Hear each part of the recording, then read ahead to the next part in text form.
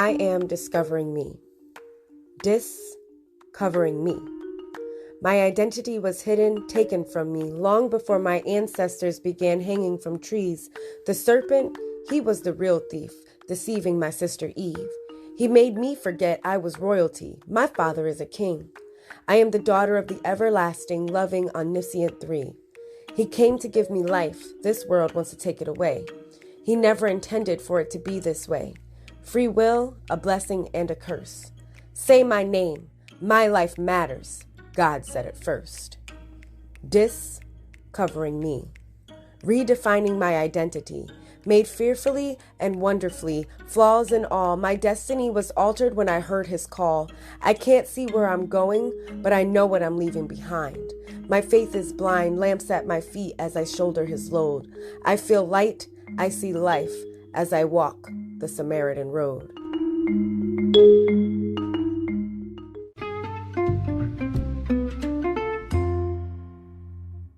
Hello, everyone. This is Nori, your host of the Discovering Me podcast, and I am super excited today to have my friend Octavia Oliver, who I also consider as a mentor. So I'll go ahead and let Octavia introduce herself. Hi, I am so excited to be a part of this podcast because I've been watching you grow and learning so much about you and having you put yourself out there. It's just so awesome. It inspires me, which is one of the reasons why I wanted to come on this thing in the first place. Oh, I love you. I just celebrated my 57th trip around the sun.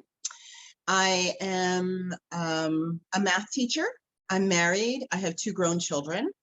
And what can I say about myself? I grew up in New Jersey. I was born in Boston, but I'm a Jersey girl. I lived in Manhattan, Florida. I actually lived so many places between college and where I am now that my mom had to write my address in pencil. I've been on every continent on the planet with the exception of Australia and the poles. And I've experienced a lot in life, and my biggest thing was having a relationship with God in 1992. So this coming year will be 30 years that I've had a relationship with God. So cool. I'm so excited. I haven't done anything in my life. I got a 2-page resume. This is the only thing that I've done for the longest amount of time consistently. Good and bad. It's it doesn't say a lot of good things about me, but Actually, I think that says a lot of good about you. I've stuck in there all this time.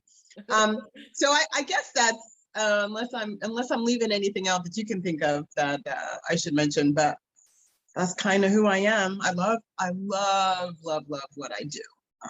I'm really, really blessed in being able to go to work every day and do what I love and get paid for it. So, yeah. I love that. And I love you.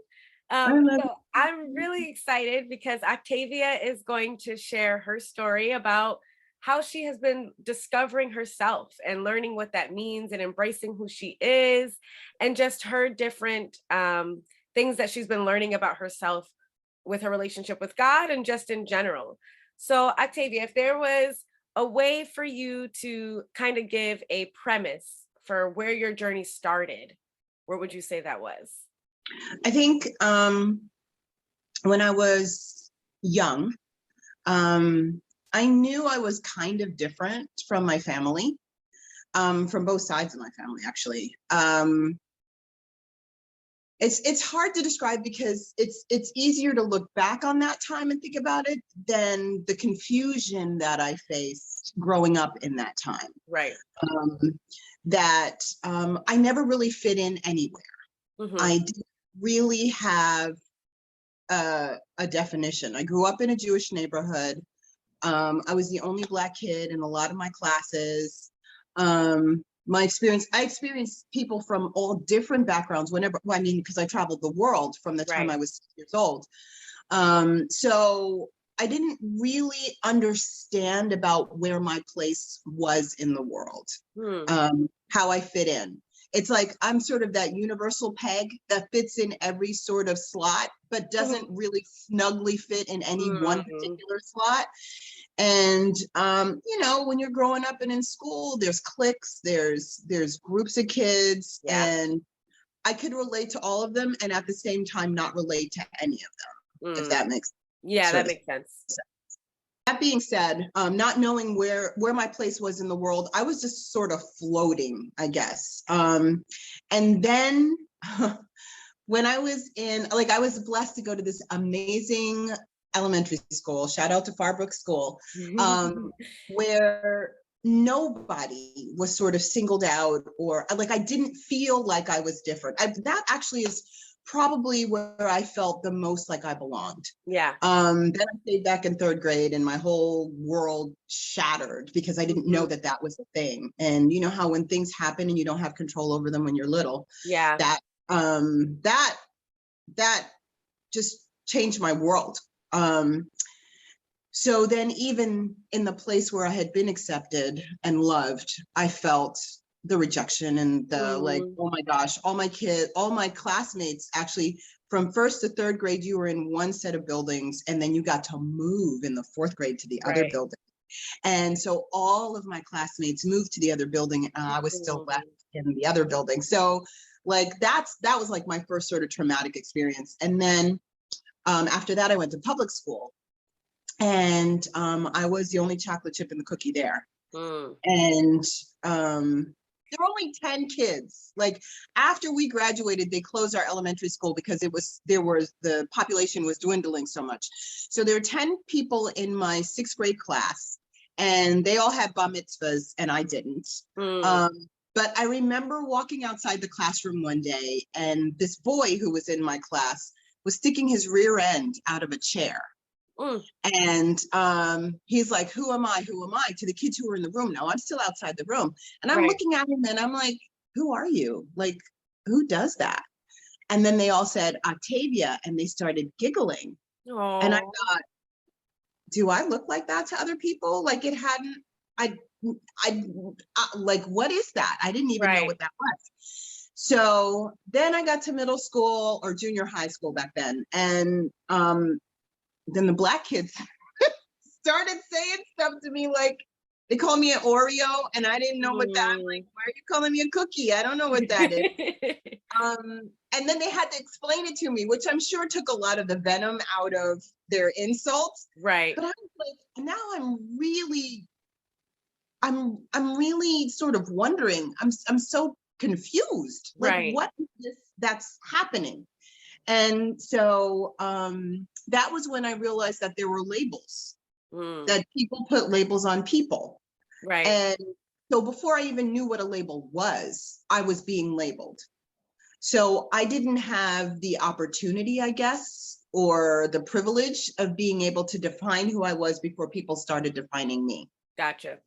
And I spent the next, I don't know, 30 years probably trying to live up to the labels that people would put on me. And that's exhausting. It is. It's a frightening experience. I'm insecure in different settings. I could be in different places and wondering how people are going to label me. And then, you know, I don't want to disappoint anybody. So I used to, like, whenever I was in a social setting, I would always have carrots and a drink. So if anybody would ask me a question or something, either my mouth is full of food or I'm busy. Oh, excuse me, I got to wash this down. So that I couldn't really have a conversation because I didn't want to let people down, I guess. I don't even know. I'm still, I guess that's still part of my discovery. And then in 1992, while I'm in New York, I still didn't know what I wanted to be when I grew up. I had a great job that paid me really well. I graduated. I'd been traveling the world. I would go to like France for a week on a whim, because that actually was the one place in the world I felt that I could be whatever I wanted to be. And I spoke French in such a way that they couldn't tell where I was from. So I wasn't even American when I was in France. Wow. So that was always like an escape for me. That was always a place where I felt safe. Right. I didn't feel judged. And if it was like for a good reason. Like I understand why Josephine Baker made that place her home. So that's one of the reasons why I went, because so many Blacks during civil rights went to Paris, went to France, and right. because I could speak French, I could blend. Right. So anyway, ultimately, I'd have to come back to the U.S. because I am an American. Whatever. So at what point do you feel like you decided to start figuring out what you wanted to label yourself instead of trying to live up to the labels that people had created for you? That's a really good question. To be honest, I think I was kind of forced into that spiritually. Because even after I had, like in 1992, I got met, and I remember going through one particular study that really challenged everything that I was. Like I had to be honest with God. Right. Like I couldn't, because I don't know what label God puts on me, but I know that I can't try to fake it. Right. Like that was the one place where I like had to be genuine. And I studied the Bible with, people who aren't even in my life now. Wow. But here I am opening up in front of these strangers. I wasn't really opening up to them, if right. that makes sense. I was opening up to God, and those people were present. Right. So I still felt, even in church, that people were putting labels on me before I knew what the church labels were. Right. So it's like, how do I find myself in this setting again? Right. So I say I was forced to, because I was still very deceitful. I was still very insecure. I was still all of those things, even though I felt like church was my Paris. Right. Church was a refuge. It was a place where I could go, where I could be accepted. But, again, in hindsight, I think I remember saying one time that if I met me on the street, I wouldn't like me. So I was still trying not to be whatever it was I thought I was. Right. And I was still trying to live up to these labels. Like 7 years into my relationship with God. Wow. Yeah, exactly. Right. And then my whole world came crashing down, because even during that time, I lost my identity. I wasn't Octavia anymore. I was Garth's girlfriend. And then, our engagement was so short, I was never Garth's fiance. I went from being to Garth's wife. And then shortly after that, I was Jeremy's mother. So it's like, wow, almost as soon as I was able to have an identity, that too got taken away. That opportunity, that was a very small window that I missed. So now, because my husband is a natural leader, I sort of got swept up into things. And I felt for a long time, the only reason why I was doing things was because I was married to him. Right. And not because on my own that I had value. Right. So things sort of abruptly came to a halt 7 years into my walk with God. And God was like, okay, no, you know what? We ain't taking another step until you figure this out. And that's what I mean by I was forced. Right. To, because I wasn't going to leave God. That totally was not an option for me. Although everything in me was like, buy a ticket to France. Right. And I couldn't go back to that, because then what? It's like a drug, you're high for a week or two, and then you come back and everything is the same way it was again. You can't keep running. So now I had to figure out who I was. And I felt like, for me, it was like, this journey was like, that room that's upstairs, that room when people come over to the house and you're scrambling to straighten up the house, you shove everything in that room. Yes. And then you go back and you entertain, but you don't go back to the room to put stuff where it belongs. Right. So I felt like my whole life, that's what I had been doing with myself. Like shoving myself in that room off to the side and then presenting this, cleaned up version of who I was, but never dealing with that stuff that was in that room or in that closet, right? For me, it was a room. Um, but I felt like God was like, okay, now it's time to go upstairs and deal with all the stuff that's in that room. Right. And I love imagery. And the image that I had was I was scared to death to like even look in the direction of the room. Here I had to climb a staircase to get and go around I picture this room that's in the house that I grew up in. And I had to trust God. I didn't have a choice. So I basically held God's hand at the bottom of the staircase, and like a little kid, like the 6-year-old me, looking up at him and saying, okay, I know I'm not ready now, but as long as I hold on to your hand and we go up this staircase and around the hall, by the time I get to the room, I trust that I'll be able to deal with whatever's inside, whatever's behind that door. Yeah. And I was relaying to somebody yesterday, actually. And the truth is, I don't even remember how long that journey took. I don't know I know it wasn't a couple of months because it wasn't that short. But I dare to say that it was a year or two. Like it was crazy. But then I got to the top of the stairs. I dealt with what my biggest fears were. And I came out of that like, I know who I am. I'm okay with who I am because it's who God designed me to be. And he knew what he was doing. And you know how they say, God don't make no mistakes. I embrace that. Right. I know who I am. Like me or don't, at least I'm authentically who I am. I know that the person that you're accepting is me. And I know that the person you're rejecting is me. Not the resume me, not the one that I put in front of you. That distances you. So if you reject that thing that I put in front of you, you're not really rejecting me. You're rejecting the thing that I presented to you. Right. And if you accept it, that's like a double-edged sword because now I have to be that thing the whole time, which isn't all of who I am.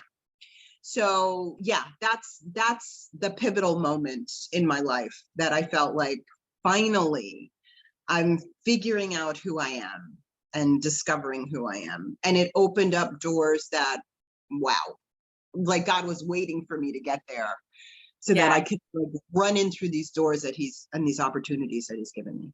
That's awesome. I love that. I love hearing your story. And I'm always inspired just to hear about how you have kind of gone through these little steps. And I love the way, whenever you tell a story, you always paint a picture. And I love that. Like, I feel like I can follow along in my mind's eye and just kind of go with you through each step. So like when you're talking about like holding God's hand at the end of the stairs, like I'm literally picturing you like holding someone's hand, like walking up these like stairs. And for some reason in my head, the hallway was dark and there's like this glowing light behind the room door. It's like, all right, we're going to this place. We don't know what's going to be. So it's just so cool. I love hearing your stories and I love hearing what you have to share.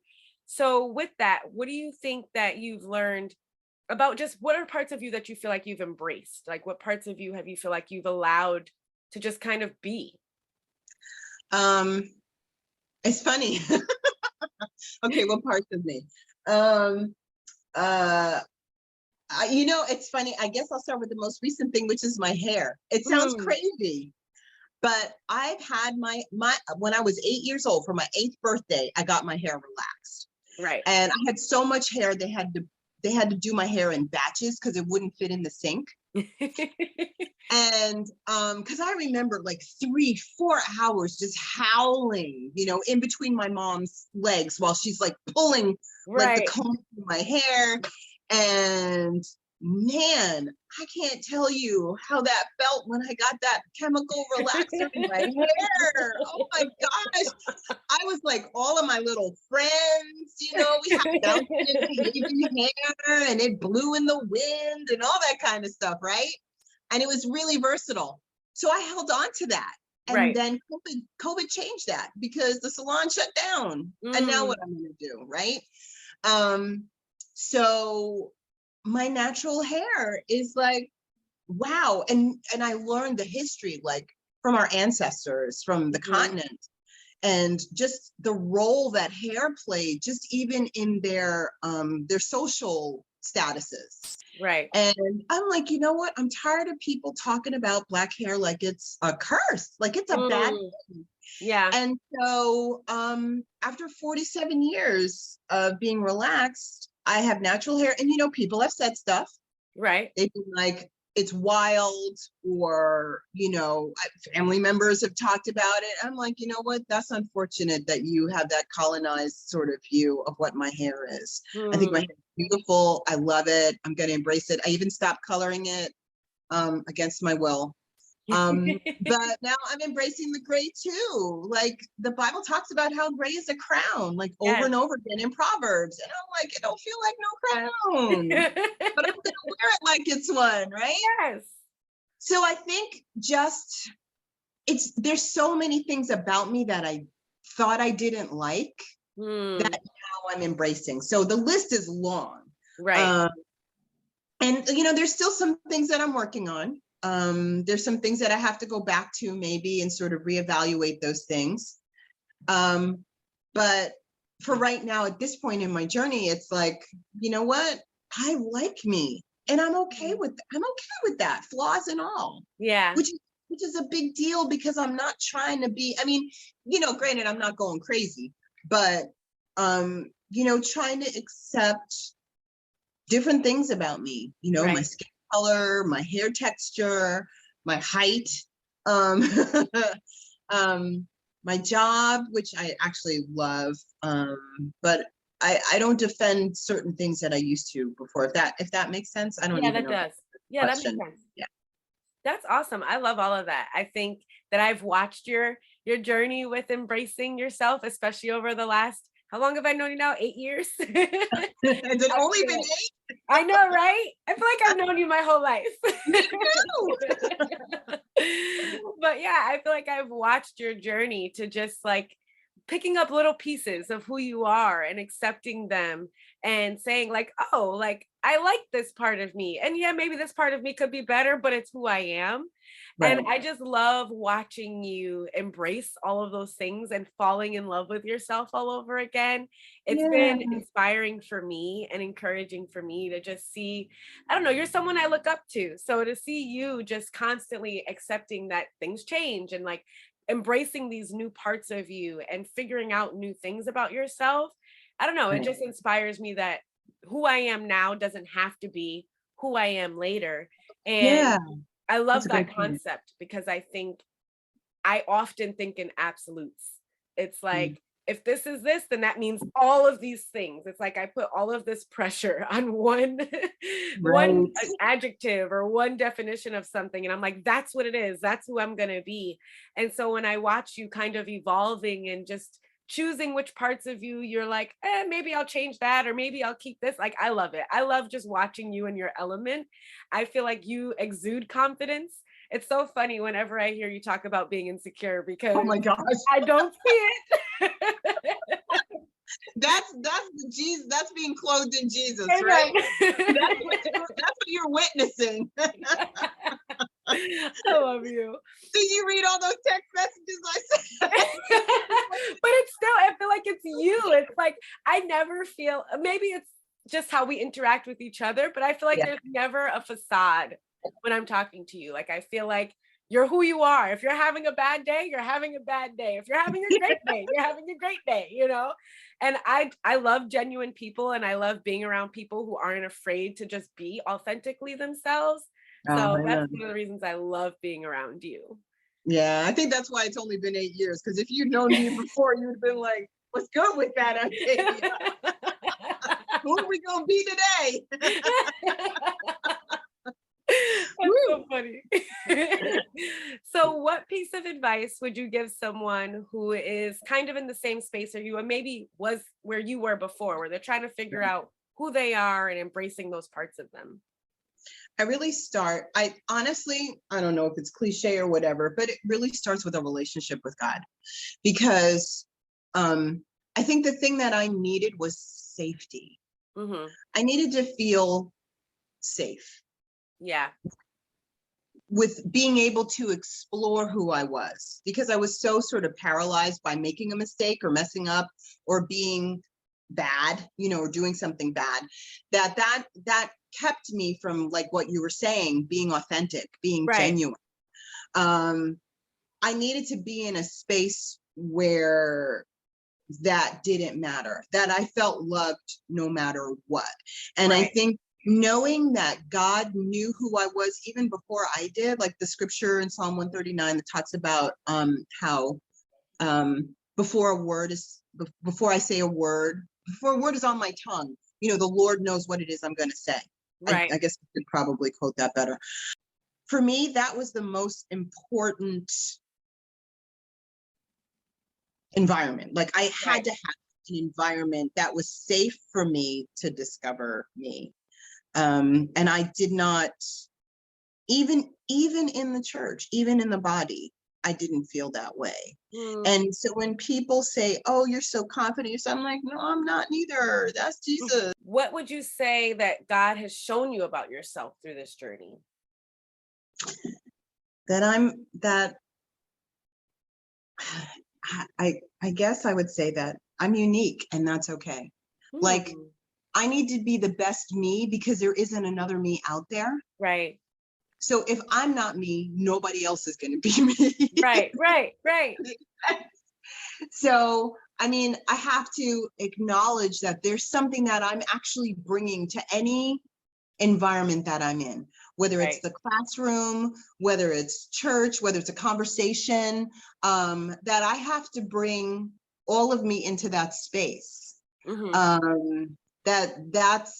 That's what I think, because honestly, the only thing I can work on is me. Right. As much as I would love to change other people, as much as I would love for everything to go the way I want it to go, I have no control over those things. Mm-hmm. And trying to control them is just, futile. Resistance is futile, right? So I think the only element of any situation or environment or circumstance that I'm in that I can control is me. And even that is like questionable. But that's what I think God has taught me. Like, how else is God going to use me? Right. And appreciating that there's some settings that I'm in that only I can be in. Right. Nobody else can be in that setting other than me. Like Paul was talking about how he had emperors, like he was part of that group. The other disciples couldn't go with him in those places. Right. Now, Right. granted, he was usually enchained and imprisoned in those places. Not like he was sitting down next to Caesar, like, "Yo, what's up?" But there are places where I find myself where I know that are unique to me, and I need, in order for me to like capitalize on that moment, I can't be insecure. I can't be thinking about myself. Like that's what I think God has really taught me and shown me, that it's Right. okay to be me in that situation, because that's who he needs in that situation. Mm. Yeah, I love that. I feel like that's something that I'm also discovering about myself as Mm-hmm. I've been going through my own stuff, is I realize that like I I don't think I necessarily try to be other people, but I'm constantly trying to change who I am, to Right. like parts of me I'm trying to change in order to be quote unquote better. Mm, And that I'm always constantly trying to like make myself a better version of me in order to be utilized by God, when I right.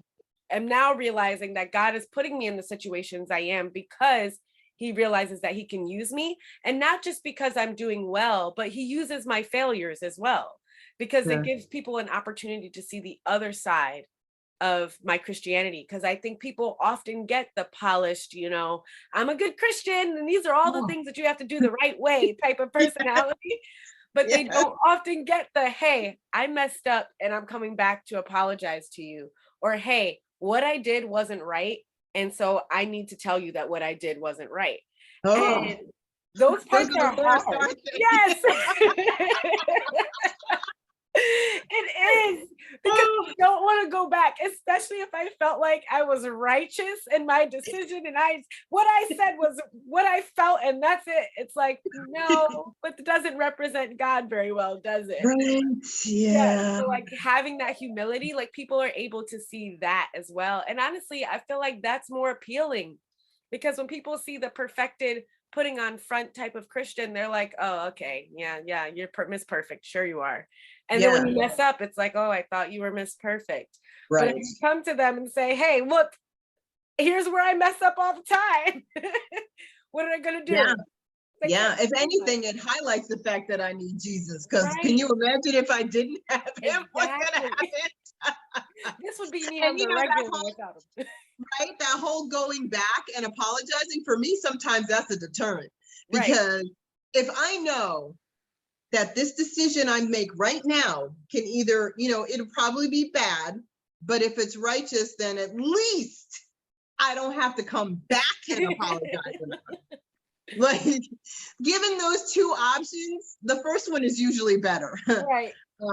Yeah, and there was something else that you said I was thinking. Oh yeah, like even in the classroom, when I'm in front of the kids, I mess up all the time. And I see, like, because I teach math, the kids are particularly afraid to mess up. Like when they're writing, they don't care about grammar, they don't care about spelling. They're Right. just gonna LOL through their, topical paper. But with math, they have been sort of conditioned that it's bad to make a mistake. Right. So what they will do is they won't do anything because Mm. they're afraid they're going to make a mistake. And I know just from teaching that you can't correct something you don't know exists. Right. Right? Like I need to know that this is the mistake you made and this is how you make the mistake so that we can correct it. Like Right. to train people, because in general, nobody wants to mess up. You don't want to look bad in front of people. I'm like, I tell the kids all the time, I'm like, you guys see me mess up all the time. Like you see me making mathematical errors. Does that mean I shouldn't be a math teacher anymore? No. Right. So I think just even society making a mistake is, you see it as being unforgivable or Right. like a horrible thing. And yeah, you know what? In the moment, sometimes it does feel that way. I was Right. thinking about Vanessa Williams, the singer. She was the first Black Miss America and was Right. like her crown was taken from her. Right. And she was humiliated in front of the world, but a lot of people who know who Vanessa Williams is now don't know that about her. Right. They don't know about those horrible pictures that they used to put on the news that was like broadcast. Like this is before the internet. Wow. And so I'm just like, I look at her and how she's risen from the Phoenix, and it's like, I think I had heard someone say that you're not your mistakes, right? Mm-hmm. But you can learn from them. Like I wish I got I'm gonna write down that quote because I really felt like even looking at people in the Bible, they Right. yucked it up. Like some of them had lifestyles that were not okay, Right. Some of them, messed up. Abraham lied and said that Sarah was his sister. Like everybody's got a little bit of dirt in their family tree. It's so true. But we don't remember Abraham for that. We remember Right. Abraham as being the father of, our faith. We don't remember Moses, the murderer. Remember Moses parting the Red Sea. Right. Like there's things that we don't necessarily ascribe. Like David was a murderer, but we know a murderer, a liar, and a cheater, adulterer, right? But he was a man after God's own heart. So it's like accepting the flaws with, like, because everybody was flawed. Like God was going to kill Moses, right? God was going to kill Moses in Exodus. Before he even got a chance to talk, before God had even picked Aaron to be his like little buddy going up before Pharaoh. So it's like, what? God was like gonna kill him. But my girl, his wife, what was his wife's name? Zenobia? No, not Zenobia. Zipporah. Zipporah came to his rescue. Yeah. Like, I'm amazed. And so that inspires me. And, just even what you were saying before, if I could say that having a relationship with you inspires me to be the better me. Like I sort of carry you around in, like, the little angel on your shoulder. We just say the angel on your shoulder. But but sometimes I think not what would Jesus do, but would Nori, if I shared this story with Nori, is it something that she would be proud of, right? Is it something that would inspire her? Is it something that, because man, I hate the face you make when you're disappointed. Woo, boy, I hate that face. That is such a deterrent. My face has a mind of its own. Oh my goodness. But I would never want to do anything. Like, I think God gives us humans, what would Jesus do? And yes, the spirit and all of those like spiritual, religious things. But at the same time, I think God puts people in our lives also to help us be better. Yeah. And, there's a, what, 2 generations in between us. Or maybe 1, I don't know, you could be my kid, but and I would really love that too. That would be so cool. You're one of my mamas. But I think God puts people, I think that's important for people to be in our lives, because it does help us to be a better, like God will use anything and anyone to help us be better for him. Right. And so that's really one thing I cherish and love about our relationship is it inspires me to be my best, to be better than what I normally would in, the resurrected me situation. Oh, you're the best.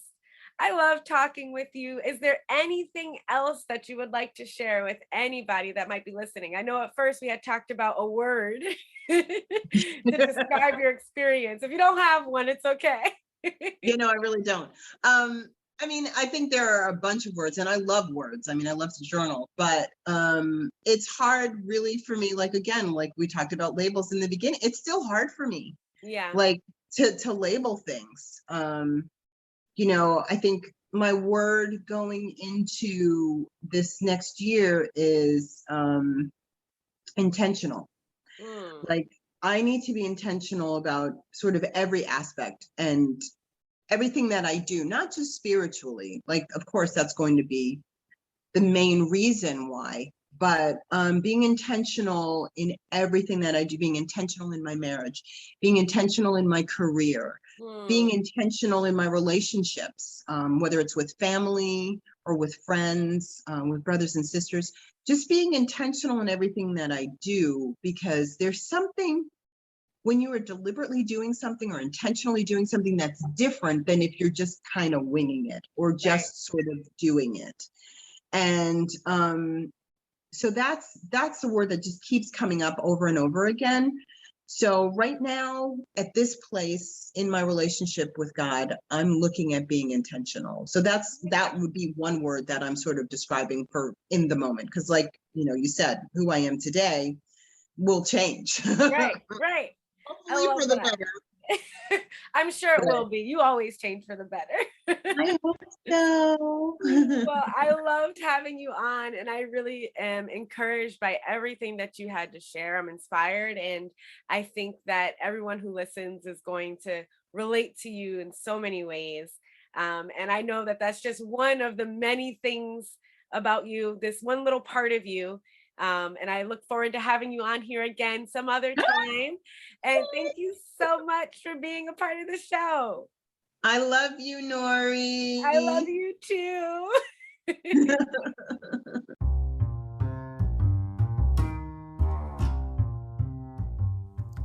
If you would like to keep up with Octavia on social media, you can follow her on Instagram on her journaling page at _in_his_word,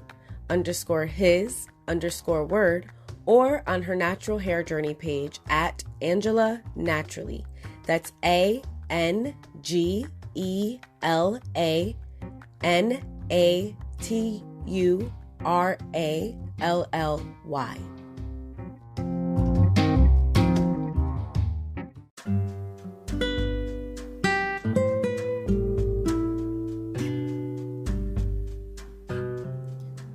You have searched me, O Lord, and you know me.